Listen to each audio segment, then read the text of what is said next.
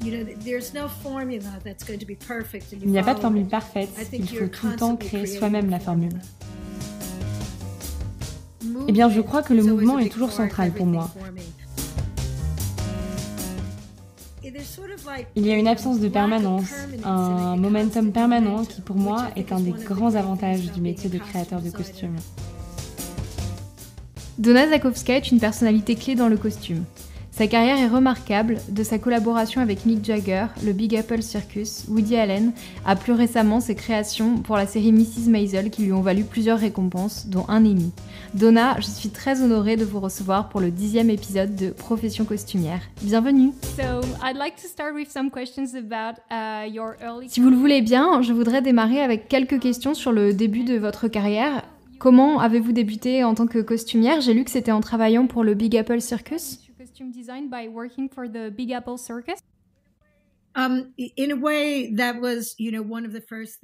Oui, d'une certaine manière, c'était un de mes premiers jobs, même si je suis allée à l'école d'art dramatique de Yale, où j'ai appris le métier du décor et du costume.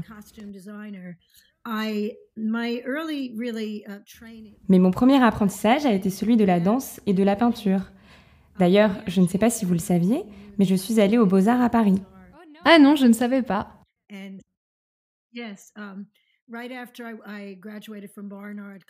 Oui, juste après avoir été diplômée du Barnard College de l'Université de Columbia, je suis allée aux Beaux-Arts à Paris, un peu plus d'un an, où j'ai étudié la peinture.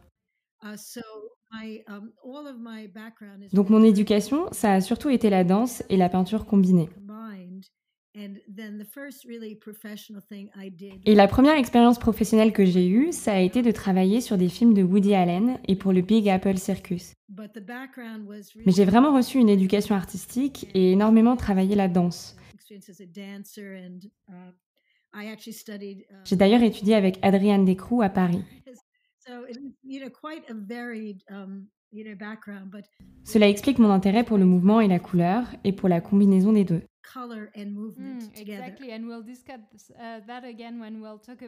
Exactement, et on va en reparler en discutant de Mrs. Maisel car j'imagine que cela vous a beaucoup inspiré. Et vous avez parlé de Woody Allen. Vous avez été costumière sur plusieurs de ses films, Ombre et brouillard, Crime et délit et Alice. Vous travaillez avec Jeffrey Kurland qui a fait les costumes pour beaucoup de films de Woody Allen et plus tard d'autres films comme Erin Brockovich, My Best Friend's Wedding, Ocean's 11, Inception. Pouvez-vous nous parler un peu de cette expérience sur les films de Woody Allen et de la collaboration avec Jeffrey Kurland? Vous savez, ça a été une façon fantastique de démarrer ma carrière parce que je me suis retrouvée à travailler avec quelqu'un de très reconnu. Et puis, Woody Allen adore le cinéma, il le comprend. Et il m'a vraiment incluse dans la fabrication des films. Il m'a autorisée à aller en salle de montage tous les soirs. Et donc, j'y allais avec Jeff Kurland. Et après les journées de travail, on s'asseyait là. Et on regardait le montage, les rushs. Et j'ai beaucoup appris sur la caméra. La caméra voit les formes, les couleurs. Bien sûr, maintenant, c'est numérique. Mais quand même, ça m'a vraiment appris à ne pas voir les choses qu'avec mes yeux, mais à les voir à travers la caméra.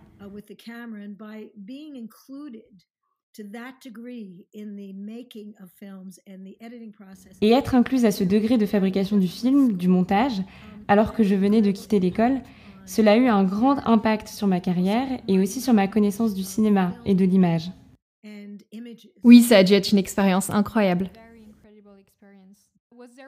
Est-ce qu'il y a un de ces 3 films sur lequel vous avez préféré travailler? Je dirais Crime et délit, parce que c'était une expérience incroyable, c'était très intense. Je trouve que c'est un film fantastique. Et moi, c'était mon premier gros film. C'était une expérience très new-yorkaise de passer autant de temps au Waldorf Astoria.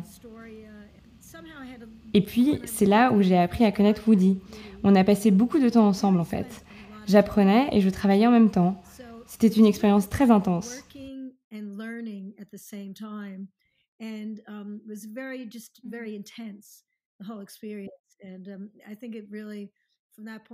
Je crois que c'est à partir de là que je me suis dit que je voudrais toujours travailler avec le film, que ce soit pour la télévision ou le cinéma, que j'aimais vraiment l'image en 2 dimensions, la magie de la caméra.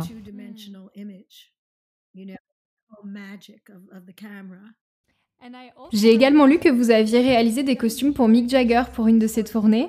Est-ce que vous pouvez nous en dire plus sur ce que ça représente de dessiner des costumes pour une telle icône du style? Oui, c'était aussi une expérience assez extraordinaire. Ça a été un long process de recrutement. Je ne l'ai pas rencontré, j'envoyais des croquis. Et puis un jour, il m'a donné rendez-vous. Je suis arrivée dans la maison de Mick Jagger et il était là. Et il a dit à ses enfants: «Ah, voilà la personne qui fait nos costumes.» Et la pièce s'est mise à tourner autour de moi. Je me suis dit: «C'est incroyable, je suis là avec Mick Jagger.»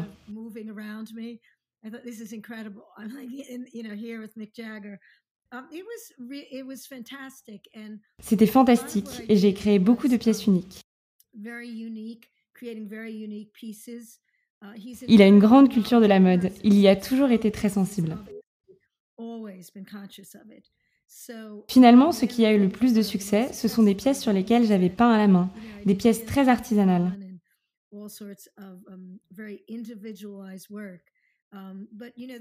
Enfin, cela ne fait aucun doute que c'est un des grands. Son niveau d'énergie, son approche du métier, on se rend compte que l'on travaille avec quelqu'un d'unique. C'était une expérience très particulière.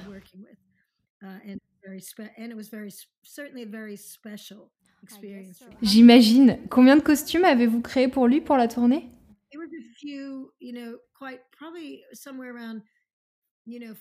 Je dirais une quarantaine, une cinquantaine, plus tout le groupe.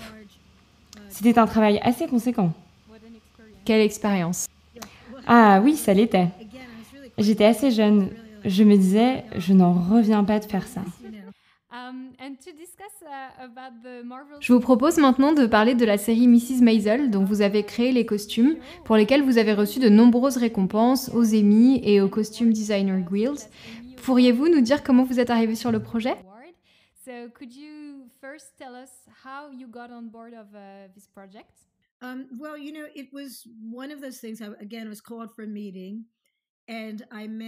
Eh bien, j'ai eu un entretien avec Amy et Dan Palladino, et il y a eu une alchimie immédiate.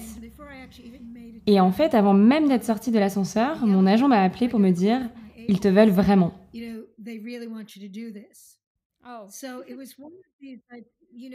Alors encore une fois, c'est toujours une question d'alchimie. Et là, l'alchimie a été immédiate. Je dirais que l'on avait en commun l'amour de New York, une envie de traiter cette période de manière excitante, car c'était une si belle époque pour la ville.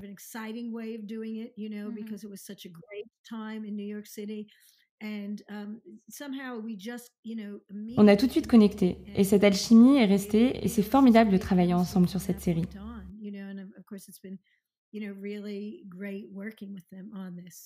Hmm. Vous parliez de votre formation de peintre et de danseuse, et je lis que cela vous avait beaucoup aidé pour les costumes de la série. Alors, pourriez-vous nous expliquer comment votre relation à la couleur, au mouvement vous a inspiré dans votre travail sur les costumes de Mrs. Maisel?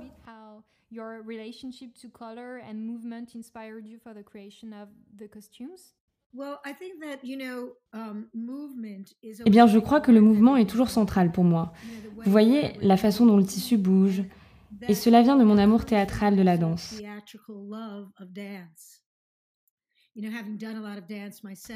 Ayant beaucoup dansé moi-même, c'est une sensibilité que j'applique aux costumes et les couleurs depuis que j'ai 5 ans.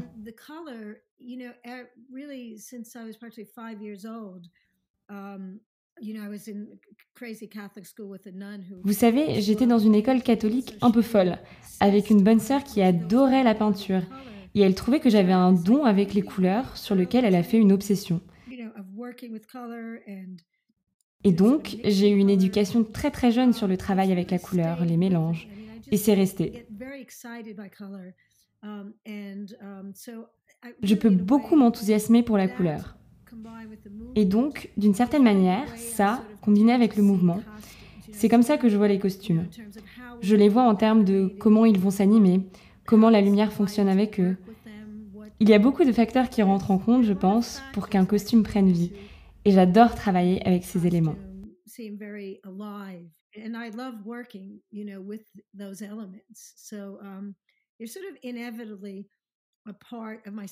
Je crois que cela fait vraiment partie de moi, de qui je suis à présent. Et j'ai également vu une interview de vous aux Emmy où vous disiez que le travail de recherche était sans fin pour ce projet, mais aussi pour le reste de votre travail. Est-ce que vous pourriez nous parler de vos inspirations pour Mrs. Maisel? J'imagine qu'il y en a plein.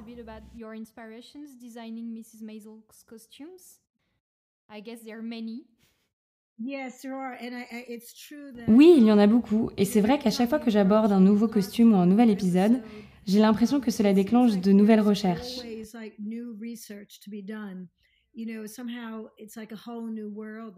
Quelque part, c'est un nouveau monde dont il faut s'emparer à chaque fois. Alors je travaille beaucoup au studio. Avant de savoir ce que l'on va faire, on prépare des tableaux de recherche. On recouvre les murs de ces tableaux et puis j'ai pas mal d'inspiration près de mon bureau.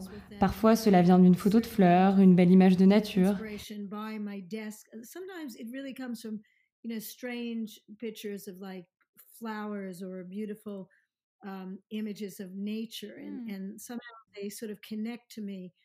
Et puis tout d'un coup, cela me vient. Cela m'évoque un chapeau, une tonalité pour une robe. Et puis il y a aussi les magazines de l'époque, bien sûr.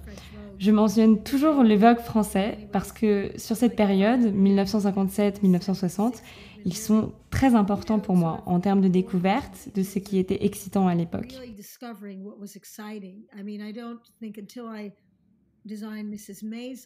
Je ne pense pas qu'avant Mrs. Maisel, enfin je le savais, mais je n'avais pas saisi la hauteur de virtuosité dans la couture de Dior, Jacques Fass, Givenchy. Ce qui se passait dans la mode, surtout à Paris, entre 57 et 62, c'est vraiment une des périodes les plus incroyables dans la mode féminine. Alors de vraiment redécouvrir tout cela, et les Vogue français ont vraiment été une source très précieuse pour moi, car ils ont inévitablement inspiré la mode américaine. Surtout à New York, qui est un peu plus proche de l'Europe. Enfin, c'était vraiment une combinaison de ces magazines, de photos de l'époque et des recherches aléatoires que j'aimais faire, dans lesquelles la texture et la couleur sont centrales.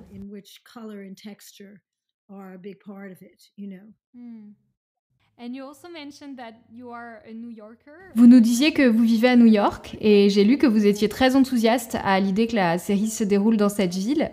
Comment votre relation avec New York vous a inspiré pour ce travail en particulier?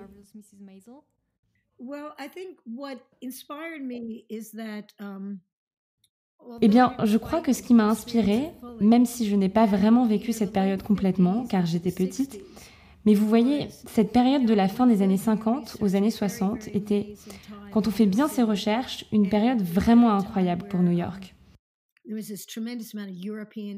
C'était vraiment une époque où il y avait une influence européenne énorme. La ville était beaucoup plus divisée entre le nord et le sud, ce que l'on a essayé de montrer dans la série. Et il y avait une grande diversité. Mais c'était aussi une époque où la musique, la peinture et la politique étaient imbriquées. Plus comme aujourd'hui où tout cela est plus séparé.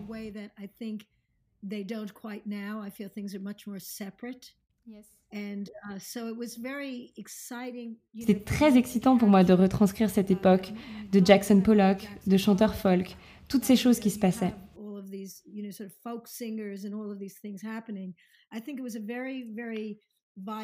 C'est un moment très vivant de l'histoire de New York. Ça se voit très bien dans la série, oui. Oh, tant mieux, c'est bon à savoir. Et Rachel Brosnan, qui interprète le personnage principal, ne tarit pas d'éloges à votre sujet.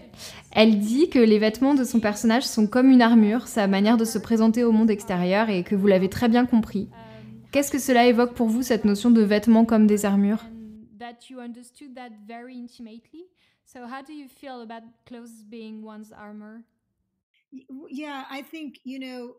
Oui, je pense que Midge Maisel, c'est un personnage en représentation. C'est très important pour elle. C'est quelqu'un qui, dans ses vêtements, est très sensible à son interaction au monde extérieur.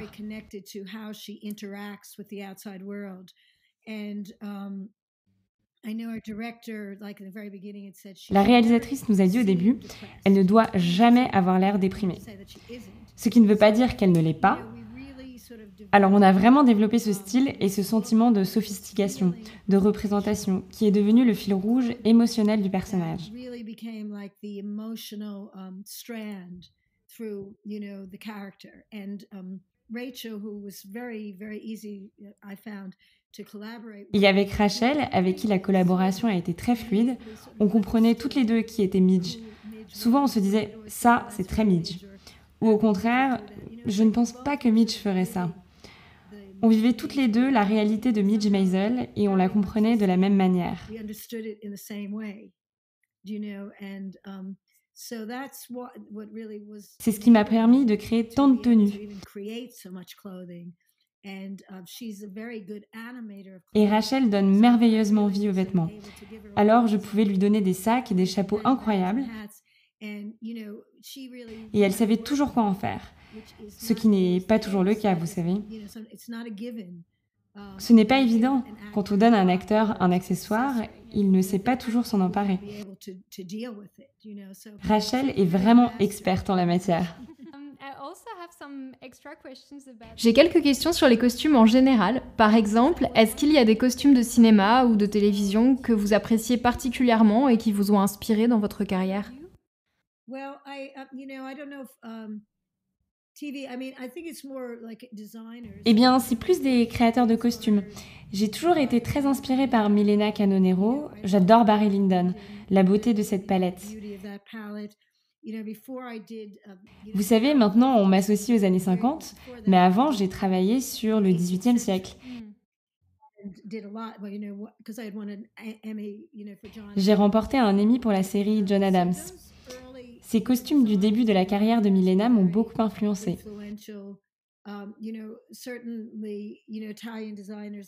D'autres designers italiennes, comme Gabriella Pascucci, ce sont des travaux que j'ai beaucoup observés.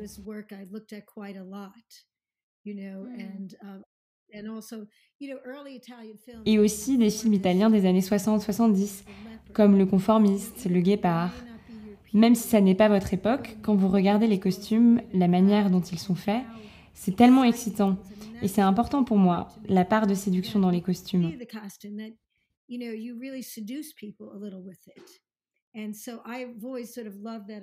j'adore cette approche, ces designers, comme Danilo Donati aussi, qui sont très forts pour ça. Et est-ce qu'il y a un costume que vous avez créé dont vous êtes particulièrement fier? Ça, c'est une question difficile. Je ne sais pas, je suis plus dans l'instant. J'aime la garde-robe de Mrs. Maisel comme un tout parce que j'ai vraiment fait tout un travail de couleurs. J'ai créé une sorte de paysage, une carte de couleurs. Et de construire ça, ça a été une sacrée aventure.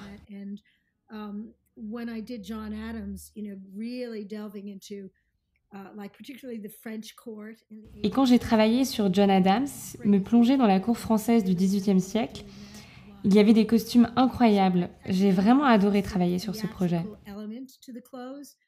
J'aime beaucoup quand il y a un élément théâtral dans le costume. C'est toujours formidable de créer l'incroyable. Mais ma nature s'est toujours attachée, et je pense que d'avoir débuté dans le cirque en est un bon exemple, au théâtral et au superbe dans le costume, tout en restant crédible. La crédibilité reste importante.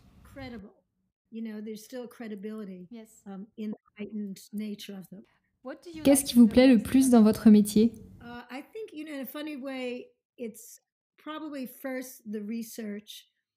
Je crois que d'une manière amusante, c'est d'abord la recherche. Cette période où on n'a rien encore à produire, mais où l'on passe son temps à regarder des images, réfléchir. J'adore plonger dans tous ces mondes très différents. Ce qui a été super avec Mrs. Maisel, c'est l'immense variété, la diversité des endroits, aller à Paris.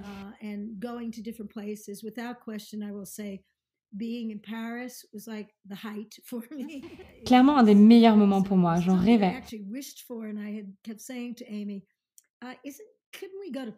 Et je n'arrêtais pas de demander à Amy, la réalisatrice, on ne pourrait pas aller à Paris? Et puis ils m'ont appelé pour me dire, tu vas à Paris. Et ça, les voyages, les mondes différents. Il y a une absence de permanence, un momentum permanent qui pour moi est un des grands avantages du métier de créateur de costumes. Ce n'est pas prévisible, il faut toujours se challenger. Il n'y a pas de formule parfaite, il faut tout le temps créer soi-même la formule.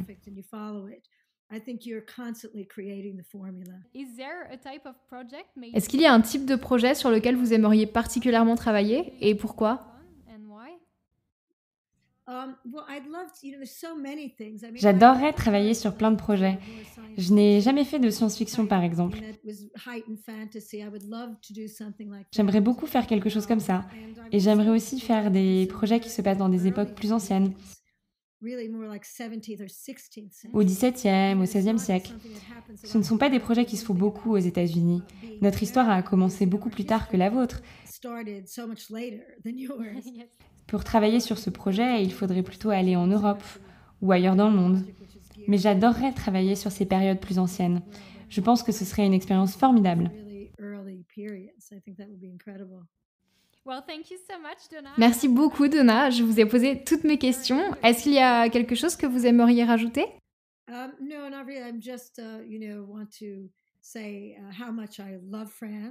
Non, je voudrais juste rajouter combien j'aime la France. Quand j'ai l'occasion d'y travailler, je suis comblée. Je voudrais remercier Donna Zakowska d'avoir partagé avec nous son voyage à travers les costumes et Lorraine Boudard d'avoir prêté sa voix à Donna pour le doublage. Pour voir les différents costumes dont nous avons parlé, vous pouvez retrouver Profession Costumière sur Instagram, @profession costumière. Si vous aimez ce podcast, n'hésitez pas à en parler autour de vous. À bientôt pour un nouvel épisode.